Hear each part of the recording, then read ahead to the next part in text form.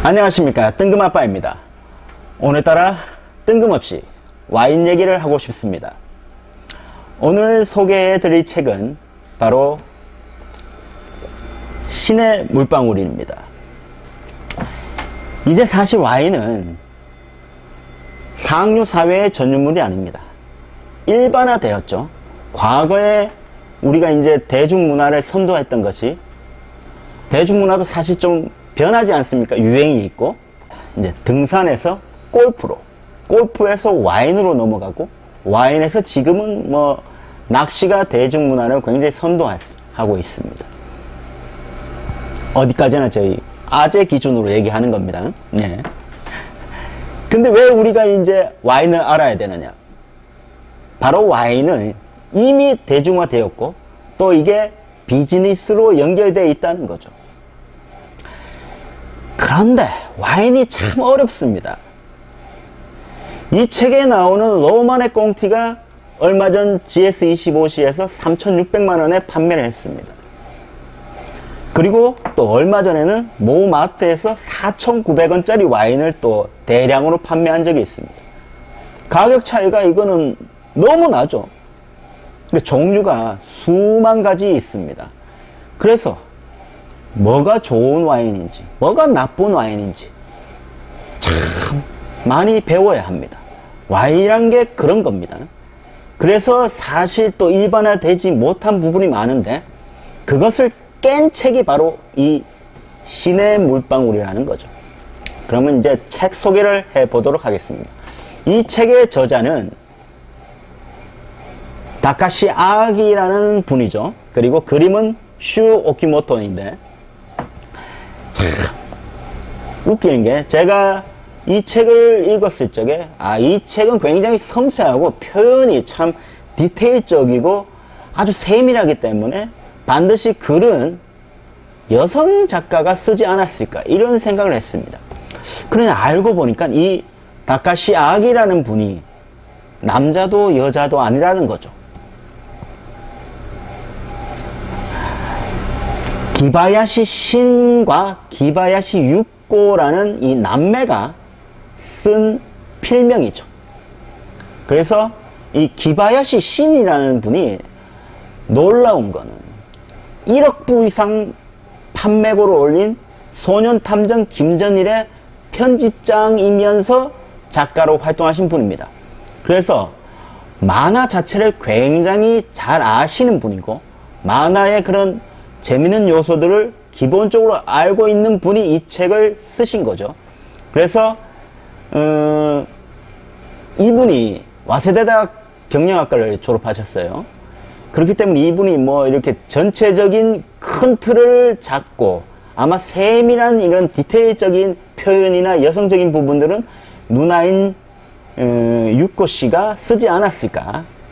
그러나 이제 뭐 둘이 공동으로 썼기 때문에 어느 부분을 썼는지는 정확하게는 알 수 없지만은 아마 그랬을 거라고 저는 추측하고 싶습니다. 그러니까 이 책은 만화로서도 완벽하다, 그런 부분이 있습니다. 국내에서만 2005년도에 발매된 이후에 200만 부 이상 판매고를 올린 정말 대단한 만화책입니다. 만화책이 200만 부 이상, 이거 대단한 거죠, 사실. 이 시대에는 2000년도 중반에는 이미 웹툰이 활개를 치고 있어가지고 만화책을 우리가 서점에서 구매한다, 이런 일은 별로 없어요. 몇십만 부만 팔아도 굉장한 베스트셀러인데, 이 책은 200만 부 이상 판매고를 올렸습니다. 그것도 대부분의 장년층들이 이 책을 많이 사셨다는 거죠. 저도 샀으니까. 대단한 책이죠. 그럼 이 책의 줄거리를 한번 보겠습니다. 이 책은 칸자키 유타카라는 대단한 와인 평론가가 등장합니다. 그의 친아들인 칸자키 스즈쿠와 토미네 이세라는 와인 평론가가 등장하게 되죠. 토미네 이세는 이제 칸자키 유타카가 죽기 전에 양자로 입적된 인물입니다. 그리고 이 책의 구성을 보면은 이 칸자카 유타카가 죽기 전에 유언을 남깁니다.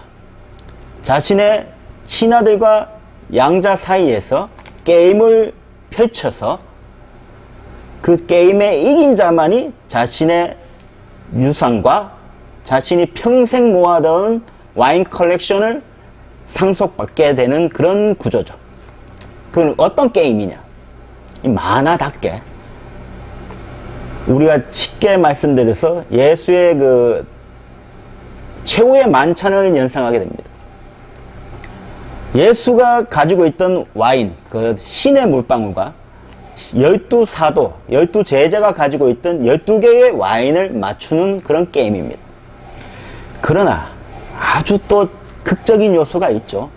이 칸자키 유타카의 아들, 친아들인 칸자카 스즈코는 와인에 대해서 문외한이라는 거죠.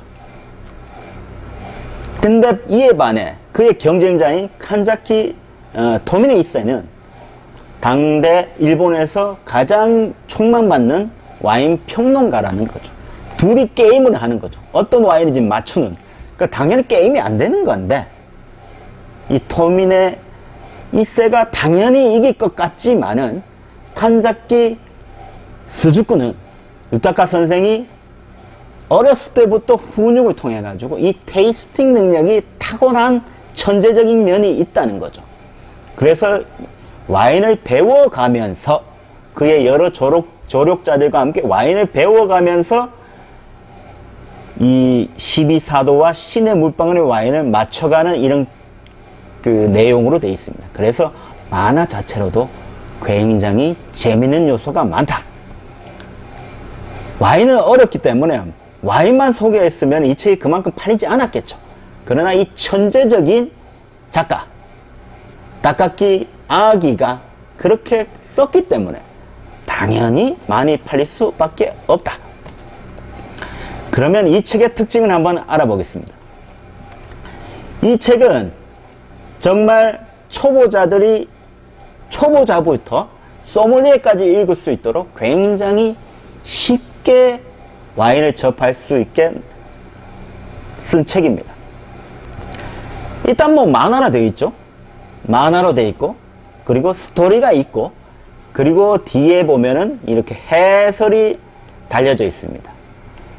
그래서 와인을 모르시는 정말 초보자라도 이 책을 읽어가면서 와인의 세계에 눈을 뜨게 돼 있다는 거죠. 저도 사실 와인을 잘 몰랐습니다. 그러나 이 책을 읽어보면 1권부터 여러 가지 다양한 용어들이 나오는데 그것을 해설해 준다는 거죠. 상식적으로 샤또가 뭔지, 우리가 도멘이 뭔지, 잘 몰랐습니다. 저도 잘 몰랐는데, 이 책을 읽고 나서, 아하, 샤또나 도멘이나, 우리가 이제 포도밭 이름과, 그러니까 포도의 양조장을 만든 이게 사람 이름이죠. 예. 그래서 이제 샤또는 보르도 와인에 붙이는 이름이고, 도메는 그 부르고뉴 와인에 이렇게 붙이는 겁니다. 그리고 부르고뉴 와인과 보르도 와인은 병 모양도 다르다는 거. 이 책에 이렇게 나와 있습니다.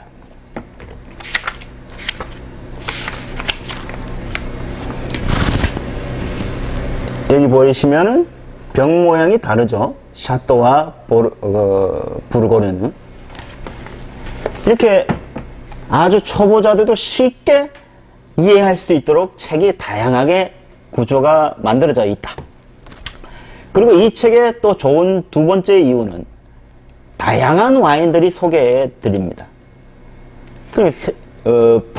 물론 프랑스 와인이 주가 되지만은 그래도 이태리 와인과 칠레산 와인, 미국산 아니면 캐나다산 스파클링 와인도 여러 가지 와인들이 소개되고, 그리고 포도 품종에 따라 까베르네 쇼비뇽부터 피노누아 이런 품종에 따른 등급, 그리고 여러 가지 도메 생산자에 따른 등급, 그리고 특급 1급 3등급 마을 단위 기타 와인 이런 거 여러 가지의 와인들이 등장합니다. 합해서 한 1000여 개 이상의 와인들이 여기에 소개된다는 거죠. 이 책만 보셔도 이 책이 전부 한 44권으로 되어 있는데 44권까지 다 읽으면은 한 1000여 개의 와인을 그냥 접하게 되는 거죠. 그리고 세 번째 이 책의 특징은 비싼 와인이 좋다. 그러니까 단순히 비싼 와인만 소개해 주는 게 아닙니다. 좋은 와인을 이 책에서 소개해 준다는 거죠. 이 책의 핵심적인 부분은 천지인입니다. 갑자기 웬 천지인 사상이냐? 뭐 그런 게 아니고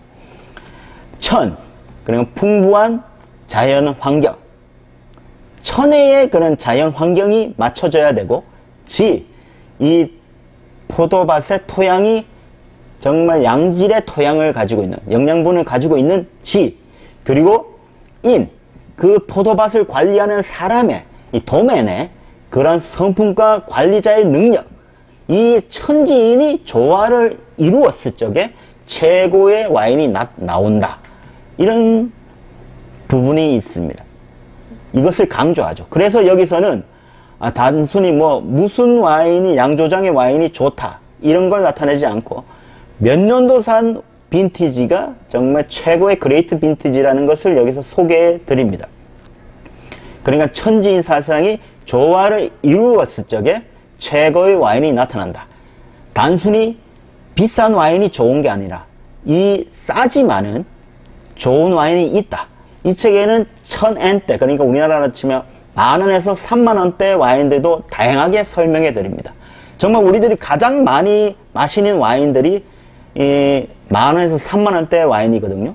사실 여기 나오는 유명 와인들은 우리 같은 서민들은 겁나서 먹을 수 없죠. 몇 천만원짜리 어떻게 먹어요. 그렇지만 여기서는 정말 우리 같은 서민들도 일반적으로 마실 수 있는 다양한 와인들이 등장하고 거기에 또 여러가지 음식들과 궁합이 맞는 와인들을 추천해 줍니다.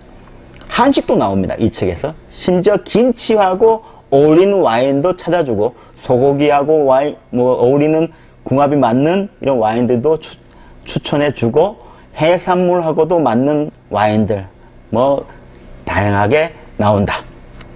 그리고 네 번째로 마지막으로 이 책을 제가 참 높이 평가하는 게 사람으로서 어떻게 맛의 표현을 이렇게 기가 막히게 표현할 수 있을까? 정말 이 주인공들이 이 테이스팅 하면서 표현하는 이런 평론가들의 표현들이 기가 막힙니다. 정말 일반인들이 따라할 수 없는 종류의 와인 표현들이 나오죠. 정말 이 책이 2000년대 중반부터 나와서 우리나라에 와인 애호가, 와인 동호회들이 수없이 생겨나서 그들이 하는 것이 이 책에 나온 표현들을 따라서 한번 맛을 보고 하는 것들이 그 당시 굉장히 유행이 됐죠. 그러니까 이거는 말로 제가 이제 직접적으로 어떻게 표현할 수가 없어요. 쉽게 말씀드려서 여기 한 구절이 있습니다. 와인은 이렇게 표현합니다. 해질녘 하늘에 끝없이 울려 퍼지는 종소리에 신의 목소리를 느끼고는 조용히 머리를 숙이는 농부 부부를 그린 그 그림은 대지의 은혜, 즉 테루아룰에 축복받은 한 폭의 명작과 겹쳐집니다. 이런 식으로 와인을 표현한다는 거죠. 정말 이 와인 평론가들이 이렇게 얘기할지는 모르겠지만은 우리가 정말 그 와인에 표현하는 그 섬세하고 그 디테일적으로 여성적인 이런 것들은 정말 극찬할 수밖에 없습니다. 그래서 이 책은 발간하고 나서 세계의 여러 요리책, 와인책 관련해서 그 석권을 했던 이런 책입니다. 아직도 늦지 않았습니다. 우리는 와인을 배워야 합니다. 배워야지 우리가 최소 이 책을 읽고 나서 목표는 요즘은 와인이 대중화되기 때문에 식당, 일반 식당, 예전에는 고급 레스토랑에서만 와인을 취급했지만 지금은 일반적인 조금 괜찮은 식당에서는 그냥 다 와인 메뉴판이 별도로 있죠. 그런 곳에서 와인을 골라서 이 와인이 좋은지 나쁜지, 비싼지 싼지 이거를 알 수 있을 정도의 수준은 돼야 되지 않겠습니까? 그리고 우리가 비즈니스적으로 좋은 와인을 선물해 주고 싶고 그럴 때 우리가 이제 해설이 들어가는 와인이라는 거죠. 이제라도 와인을 공부하시는 초보자들께 반드시 추천해드리는 책입니다. 바로 신의 물방울입니다. 한번 읽어보시길 추천드립니다. 감사합니다.